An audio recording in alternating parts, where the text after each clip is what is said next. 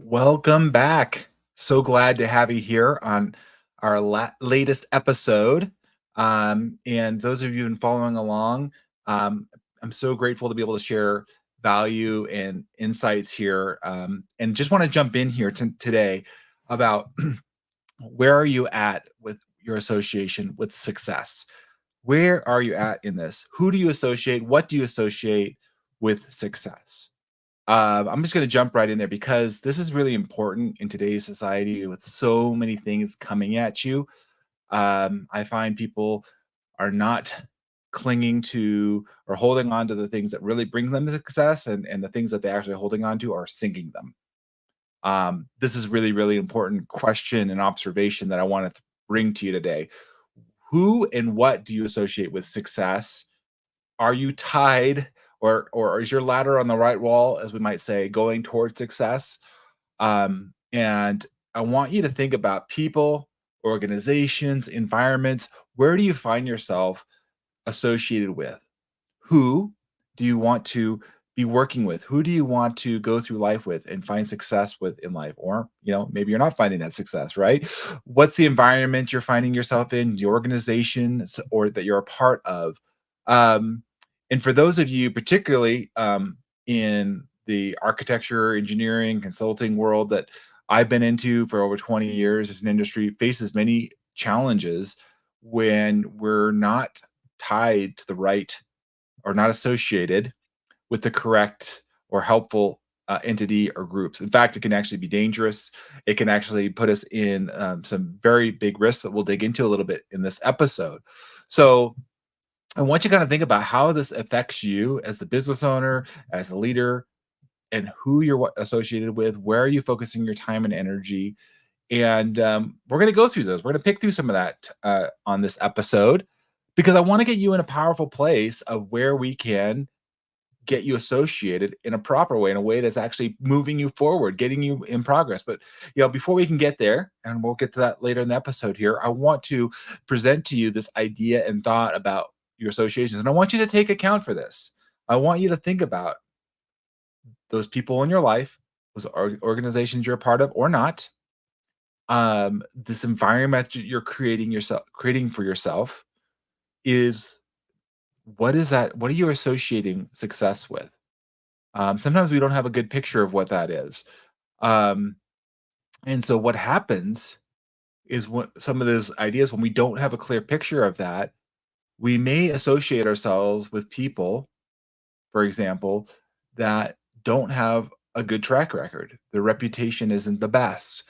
But we think because they've had some success, perhaps, and they have it, or at least it seems that way, that we want to associate with that with them. But we don't know truly the cost of that. Um, there's a lot of risk when we don't associate appropriately, and I'll just go through a few of them here with you. I mean, so reputation for sure, and for those of you in the AEC, architecture, engineering, consulting, environmental consulting, all of that, it's a small field, and I would say most industries, when you get down to it, it if you're a high level player, if you're at some playing at a higher level. And the higher level you play, the more exposure you're going to have, in my opinion, and you'll be more visible, hopefully, because you're moving up, you're having great conversations, connections. However, if you associate poorly with that, it can reverberate. Uh, in worst case scenarios, your whole career, and it can prevent you from making progress further in that industry, in that market sector, because you have associated with a person that of unfortunately maybe ill repute or didn't know. Sometimes these people are very sneaky. Unfortunately, we see things in the news all the time. There's unethical business owners. So your reputation can be damaged, which could literally lead to not working in the industry anymore, or certainly ha- hampering it. Let me get that out. There's obviously, as if anybody works in consulting, you have legal and compliance risks. You're always kind of mitigating. You're looking at that, and so you got to be careful. Again, do I associate with a particular client? Right? I want to serve that client, but if they're not ethically addressing laws and regulations, you're putting yourself at risk. Again, at some point, you maybe I'll navigate part of it, but if they if they, it if you're a tag to them in permits and authorizations, and they're saying, "Well, this consultant told me, or they guided me in this way, and they told me this way," you're in line with them. And so again, being very careful about who you're choosing to serve. Again, if you're in any kind of business development, you're building relationships, if you're outreaching to potential clients or teaming partners, right? People that you want to collaborate with, and they're unethical, this could put you at legal risk. Um, we see a lot of this in cybersecurity, right? I was just talking to a colleague about this recently, and you're not paying precautions, and this person doesn't look about that. They don't take care of the risk, and what happens? Something happens, and then you're tied to that. You've associated with this person or the entity, and they have vulnerabilities. Now we all have vulnerabilities, we all have risks. We want to minimize those, right? So I'm just wanting you to think about, go in your mind, who am I associated with? Obviously, finances and businesses is always a big one. There's always risks in there. And again, if we're associating ourselves in an unhealthy financial arrangement, that could be, that could be detrimental. Um, the entities that we're going after or putting ourselves in, there's pluses and minuses. Like any industry, there's different sectors within that. So you could look at um, the private development market, for example. That could be very lucrative and it could be very well. You could associate that with that, but then market changes too, and it's like, well, maybe I don't want to associate entirely with that particular group. I want to diversify and be a part of other groups or associations. And so you got to be careful, because that can also affect your ability to grow as a company. If you're tied, and I have seen this. So in my time in the industry, I've been around where companies were completely associated with one kind of client base. Let's just say private development, because this is one that is a reality that we see up and down, right? So, for those that can remember, back in 2009-ish, our stock market went way down. Companies that were solely based on private development, that's what they were associated with. It was private development. These are the type of clients and types of projects that we're going to work on. Well, that went away. I mean, most of it. And some of it was still there. But if that was all that you were in, you have to recognize that your success can ride and crash based on who and what you're associated with. So there is value in diversification, understanding that, um, because there are impacts to the market. There are changes there. Um, we always would look at this in client relationships, for example. For those of you that have a client base, you want to make sure it's diversified, right? If you have one client that's honestly more than like 10%, look at them at like a stock portfolio. If you're associating with all of your how many, hopefully not too many of you, but how many of you have invested and put all of your associated money with a either specific stock or company? Enron, anybody? You hear this, where they lost everything or lost most of their money they invested because they associated poorly and invested. You can almost say associated and invested. And we talked about this in a previous podcast about investing in yourself. Who you are the best investment, in my opinion. But who are you associating with? If we link those two together for a minute, investing in yourself and associated. I personally have invested money in myself a lot, but also purposely associated myself with people that were further along in their journey in business. And for one, because I've wanted to learn how I could be a better businessman and serve my clients, but also in marriage. Also, hired people for coaching, both professionally, physically, like taking going to the gym, right? I have a pastor. Who you associate with is vital to your success, in my opinion. And I want you to really look at this holistically in your life. Where and who and what are you associated with? Because sometimes there's a time and a place, and it serves you, and it's great, and it serves them, and this is a great, hopefully mutually beneficial arrangement, associations. But oftentimes, and I particularly find this at younger ages, and as you get older, hopefully lessen. But we grow up and we have certain folks, and we realize that we've now kind of changed and grown, and some people have not. In fact, some people have even maybe even regressed to a certain degree. And there's this kind of pulling back. I've heard, unfortunately, multiple very successful uh, entrepreneurs and business owners in which they were berated almost and put down for their success by others in their community that knew them, that they felt like they couldn't own a nicer car or nicer home because it was it was like they had to be pulled down to the level of where others were around. And that is just so, disheartening to hear that instead of celebrating somebody that has had great success, they've worked hard, lift them up and appreciate them. I don't berate anybody that has had that kind of success. Amazing, awesome. It inspires me to level up. I'm like, who do I have to be to have that person, to be that place, to go in there? Number and then evaluate, is that worth it? You can look and see, from the fruit of their life if that's something that's worth pursuing or not. So, you know, think about this. Some of these things are very real in what we're talking about associating yourself with your business. I again, I have firsthand experience with this in the environmental consulting world, where firms had done things and their reputation was damaged almost beyond repair.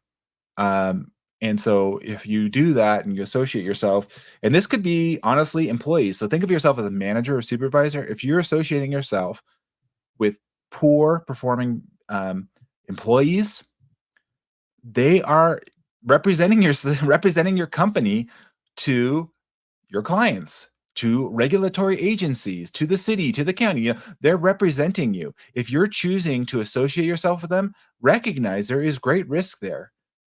There is great power in hire slowly, excuse me, make sure I get that right. Hire slowly, fire quickly, because if we know it's not a good fit and there's damage there, we need to move quickly as we can to minimize the risk there. If we know the associations is unhealthy, is not productive, it's not mutually beneficial, let's move on that right away. Your employees, there's a lot of morale and ethical concerns, and we've talked about this a little bit in previous episodes, where if we have demoralized employees, they're kind of not paying attention to details, or they're skipping important milestones or checkpoints, um, it puts you at great risk. Uh, and so and here's the reality, we live in a world that protects the employees, and that's not a bad thing in and of itself. However, we need to be aware that when we're associating and we're choosing these people in our organizations, we choose very wisely. Um, and we decide how we're going to be associated with them. So I will want to encourage you, and this is hard, especially for small businesses, but any business really, when there's like, oh my goodness, we have all this work we can do, we have this need, and you're like, well, if I hire these people, we could fill this, we could do this. But I'm telling you, if you're not careful about how you associate and who you associate with, it could do more harm than good. It could definitely, and I've seen this firsthand, and I work with clients, and I work with teams to avoid that, thankfully, very intentionally. And I can tell you that's helped minimize that turnover and strife within an organization. But this is a real challenge. How we, and then again, how we collaborate internally. Management is a big issue. Again, if you're not hiring good people and training them and getting them there, this can cause challenges within the organization. Decision making, and so again, who you associate with. This includes bringing on outside people like myself, right? Steward your business. I'm here to come in and help. You could associate with somebody that's honestly in it for the money. They're just going to try and extract from you, and you're like, well, that really wasn't anything beneficial. Are they bringing value? I mean, the reason why I even do this podcast is I bring value. I want to support people. This is no cost to you. This is like I'm sharing nuggets and wisdom and things that I've learned in the trenches for over 20 years as an environmental consultant, working in multiple different roles and companies. And so I want to make sure that you hear this loud and clear. Choose wisely who you associate with so that you can lead successful companies, groups, teams. It's so important. Um, if we're not aware of this, we're missing allocating our resources appropriately. We may be missing out because our associations, the saying that we say yes to one thing means we say no to something else. Be very conscientious of your decision. Who do you want to work with? I work with subcontractors and working with prime contractors, and I say, look, evaluate this. Sometimes you have prime contractors that say, hey, you know what? We want to be exclusive with you. We only want you to work with us. Now, as a subcontractor, that may not be in your best interest to associate only one prime contractor, right? Only one, because that limits you from the other opportunities, especially if you're a subcontractor. And so consider that you might be misallocating resources and an ability to grow the company based on how you decided to associate or go after certain types of work too. Again, think about where you want to go. Of course, talent, and retention and recruitment is huge. Like I mentioned earlier, if you have associations with the wrong people, this will spread. I'm telling you. You have companies like Glassdoor, other ones out there for reviews, and I tell you, when people generally speaking, when people want to go put a review out, it's a negative review. It's not a positive review, unfortunately. I'd like to see more positive reviews, but the reality is, we have that. And so if somebody's burned, they feel frustrated again because you've associated with them, you've hooked your wagon to them, so to speak.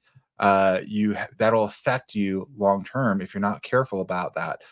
Um, you know, Again, this is such a big issue. We're not going to be able to get through all of this in this podcast today, but it's important that we balance profitability, obviously, with these ethical standards, and this could be challenging. Who we're associated with. Think about this. Think about the ethical view, because if you can justify and share why you're associated with a particular industry, particular client, I think it's really important, particularly for those that are dealing with the younger generation that are coming in the workforce today, the 20 somethings, the 30 somethings. Particularly, I see that they're very driven by the values, by the mission and the vision of the company. And if they don't feel like it's in alignment with them and understanding that, and they're like associated, because you may think, well, what's the big deal? We're doing this. No, it's an extension, okay, of the company, and then so they're saying, well, I don't know if I want to be associated with a company that does X, right? I want you to consider that. Be aware of that. And you don't have to just be the business owner here. This is decisions that you're making if you're a department head, a leader within the organization, a group manager. You have input as to, hey, this is some of the things, or I want to encourage you that you should share your input as to, these are the things that we should be pursuing. These are the clients that we want to work with. These are the market sectors that we want to be a part of. These are the things that we value. Be very clear about that. I would encourage you not just to just kind of blindly go along. Ask questions. Be clear. Get curious as to why that is.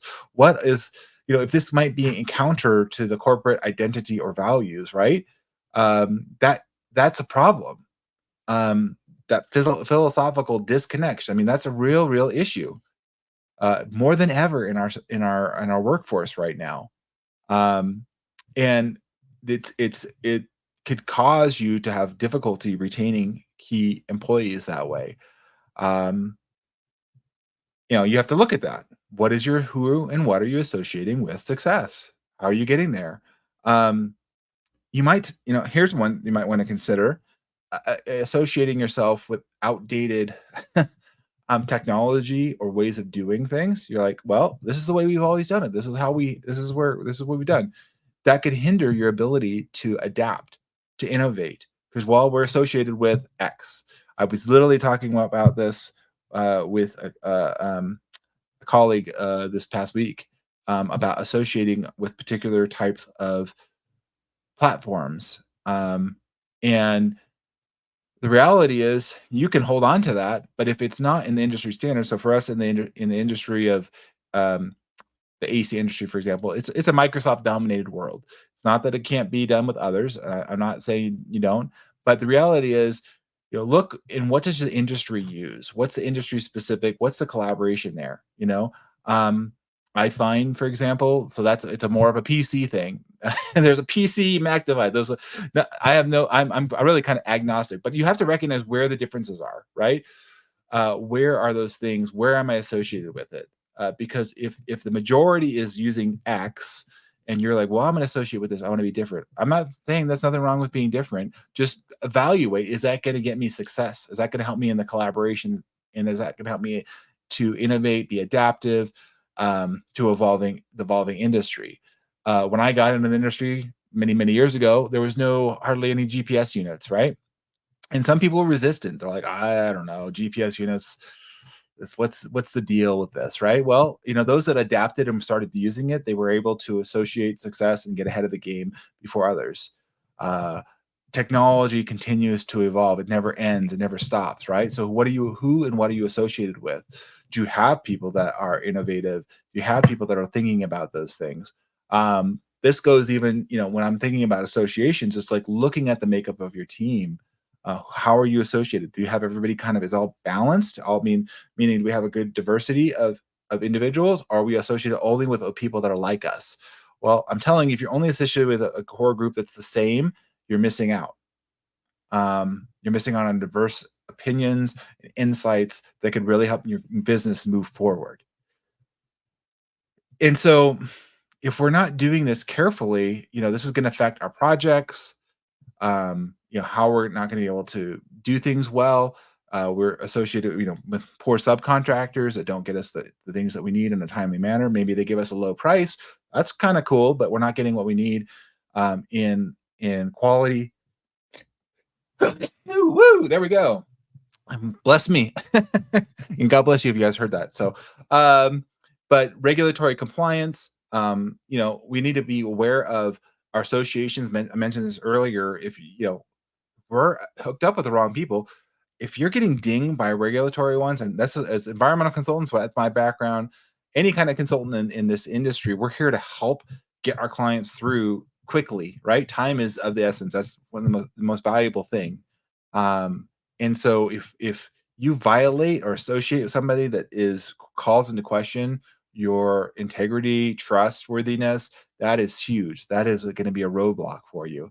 And of course, like I said earlier, you're in our if we're not associating with clients that are ethical, that show up, that are good stewards, if quite honestly, stewards in the way they show up in the community and the way they show up, how they run the business, that is an association. So you need to be careful about how and who you're associated with.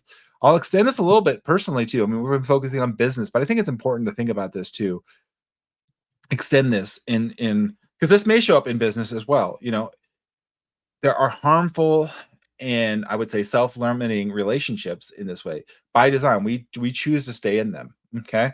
Because out of comfort, out of we know this person and we feel bad like, oh my goodness, am I making myself better than the other person? No, everybody's on their own journey, but you need to go where you are going to be the greatest success. I'm not saying, you know, diss that person. I'm just recognizing, understand who do you associate, what do you associate with success. If you're the top of the hill and everybody else, I mean, as far as your skills, your abilities, like if like I'm the best that I know of at whatever you do, then I want to challenge you to, you better start looking for somebody that's further along than you, because that's it, you've hit a limit. I'm telling you, there's always a new level, there's always a new peak to get to. And so look who it could be your next guide, who could lead you in that direction. I'm just one of many, right? I've been doing this for 20 plus years. And so it's my honor and to be associated and lift up and give a hand to those that are maybe further behind the trail. And I'm reaching out to others that are further along the trail, being teachable, coachable. I want you to move out of any of these things where you're in toxic relationships, where there's jealousy and manipulation and disrespect, like I was talking about earlier, where they're pushing you down. And so that you're feeling like you're always giving, and and I'm about giving. I just talked about this the other day on one of my lives, but we need to be able to do it not where we're completely being pulled down, right? Like, there you go. So look at that. It could be, both, just friends. It could be really romantic relationships too. Think about that. We want to have mutual respect, trust, support, being emotionally and physically present for one another. Um, and if you're not being there, if you're being sabotaged, gaslit, look at that. Look at the dysfunctional family relationships. It's not that you don't love them, and that's not that you don't care. It's just you have to make sure that you have good boundaries and set yourself up for success here. Be really, really conscientious of who and what and where you associate with success in your mind, because I really want to see you achieve great success. Whether you're a business owner, leading your team, you're an individual department manager, supervisor, I'm rooting for you here at Steward Your Business. That's why I've created the Steward Your Business coaching program for individuals to come in, have a framework to work from so that they can, number one, learn these tools. And again, I can't solve your problem here on the podcast, but I can tell you that this is a place where you can come and you can have great associations. And it's not just with me, David, it's with other individuals that are on this journey of growing and learning each other to find a community. That is huge to me. Find a tribe that's like, hey, these people get me, they understand me, and they're on a journey along with me. There is power in that. You go much further together than you do alone. There's a saying, I think it's an African proverb. It says, "You want to go fast, go alone, but if you want to go farther, go together." Well, come together here with Steward Your Business. Join me. I would love to have you a part of that. Reach out, send me a direct message. This is an opportunity for you to make a decision to improve your life, to associate yourself with success. Make that decision. Don't wait another day. "Oh, I'll get to it. I'll think about it." Here's now. You're hearing my voice. You're listening to this. Come and join me with Steward Your Business. Send me a message, David at stewardyourbusiness.com. It's that easy. Go to stewardyourbusiness.com. Follow me on all the social media channels you guys know. Leave a comment. And of course, I encourage you to recommend this to friends and colleagues as you're listening to this. um, we're going to be better together as you share and encourage one another. And so I give this openly as a gift. I want to share with you guys this journey of my own here. You have support, you have care. I want to help you develop into being the best version of self you can be, starting with your business and moving from there. So you're already listening to Steward Your Business, so hey, you get a win there. You're associated with Steward Your Business. David Carr here. I'm super excited that you guys have invested the time to come and listen and join me on this journey. There's so much more. I can't wait to share with you on all these episodes that we're going to be coming every week here. You were just getting started here in 2024, so I'm just super excited to share that with you guys. Please join me again. Leave a review. Share your comments. Reach out to me. This is going to be an amazing year. There's so much more to come. And I'm so grateful that you have chosen time to invest and associate yourself here with Steward Your Business. Until next time, have an amazing week. We'll talk to you soon. Bye, all.